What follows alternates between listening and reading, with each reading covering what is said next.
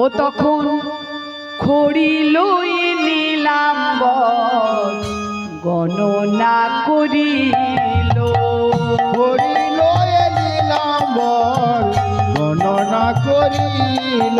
ওরে খড়ি লই নিলাম গণনা করিল, খড়ি লয়ে নিলাম গণনা করিল। আবার মহাপুরুষ একজন শচীর গর্ভে জন্মিল, মহাপুরুষ একজন শচীর গর্ভে জন্ম নিল।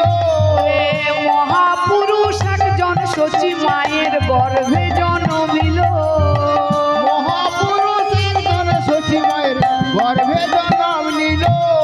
বলে বাবা জগন্নাথ তোমার কোনো চিন্তা নেই, আজ ত্রয়োদশী, আগামী পূর্ণিমার দিন তোমার ঘরে পূর্ণিমার চাঁদ আসবে।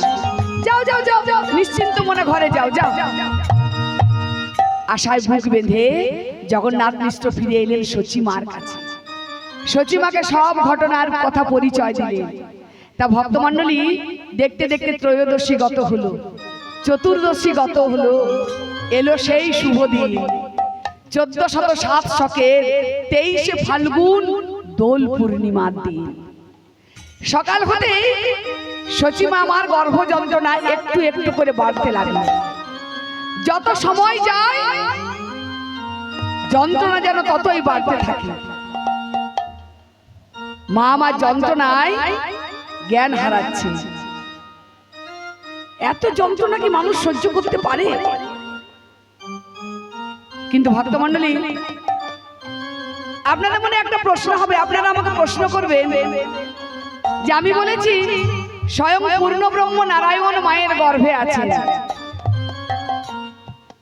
তাহলে বলুন তো ভগবান তার নিজের মাকেই এই 13 মাস ধরে কেন এত কষ্ট দিচ্ছে? প্রশ্ন হবে যে যদি নারায়ণ মায়ের গর্ভে আছে